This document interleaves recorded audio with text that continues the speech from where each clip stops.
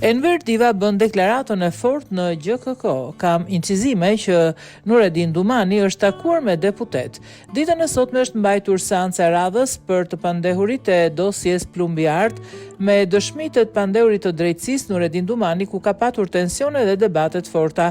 Një prej të akuzuarve në këtë dosje, Enver Diva, gjatë një momenti tensioni në seancë ka deklaruar se disponon prova që Nureddin Dumani ka bashkëpunuar me drejtësinë për të futur në burg miqtë e Taloçelës, si dhe se ai është takuar me deputet dhe gjyqtar. Unë kam një provë timen që ky do i fuste në burg të gjithë shokët e Talos.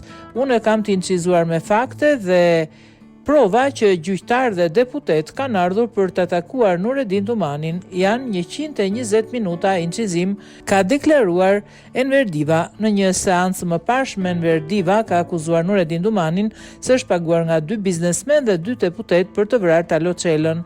Cilët kanë qenë ata deputet dhe biznesmen që ke ardhur, ke takuar me mua? Kanë ardhur 2 biznesmen dhe 2 deputet dhe kanë thënë: gjallë avdek e duam të vrarë Taloçelën dhe i kanë dhënë një çantë me lek. Leti thot ky, ka deklaruar Diva. Tensionet u shkaktuan në seancë pasi Nureddin Dumani po rrëfente vrasjen e Dorian Shkozës dhe Angelo Avdis. Dumani përshkroi takimet e tij me Henrik Hoxhajin dhe Festim Qolin, duke shpjeguar organizimin e atentatit dhe pagesat e kryera për ekzekutimin e Shkozës. Henrik Hoxhaj e kam takuar për herë të parë në dhjetor të vitit 2019. Festim Qoli më ka folur për të kur dola nga burgu për herë të parë ose herën e dytë. Nuk e mbaj mend saktësisht. Unë isha arrestuar për vjedhjen e 2 makinave në Tiranë. Kur dola nga burgu, i thash Festimit për një shef policie të komisariatit numër 6, i cili më kishte goditur disa herë kur isha arrestuar. Më pas mora vesh që ai ishte vrarë. I thash Festimit: mirë që vra Dritan Lamaj, se më hyri në hakot, tha Dumani. Dumani shpjegoi se në takimin e parë me Henrik Hoxhajin në hotelin Diplomat në Tiranë u diskutua për atentatin që do të ndodhte. Në atë kohë Festim Qoli ishte në kërkim për vrasjen e Elvis Dedës. Në takimin mes meje dhe Henrik Hoxhës në Tiranë tek hotel Diplomati kemi bërë muhabet për atentatin që do të ndodhte. Të tre jemi takuar edhe në ditëlindjen e Festim Qolit, por unë nuk kam bërë asnjë bisedë me Henrikun atë natë, sepse ai ishte tap. Në takimin e dytë unë dhe Festimi erdhën në Tiranë, në blok aty ku jetonte Henriku.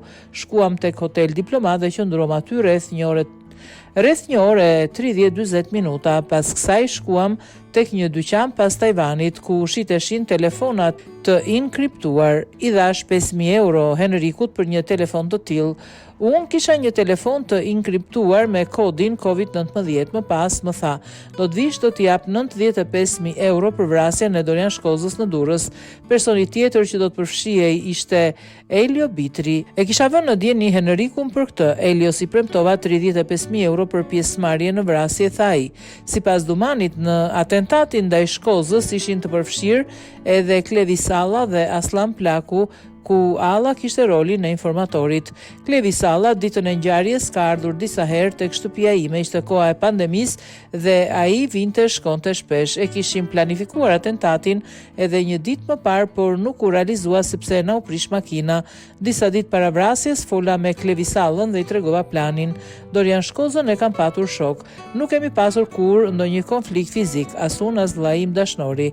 Elio Bitri qëndroi tek shtëpia ime para vrasjes së Dorian Shkozës, madje ka fjetur aty për 2-3 ditë. Ishte koha e Covidit dhe nuk mund të lëvizte lirisht nga Elbasani, tha Dumani.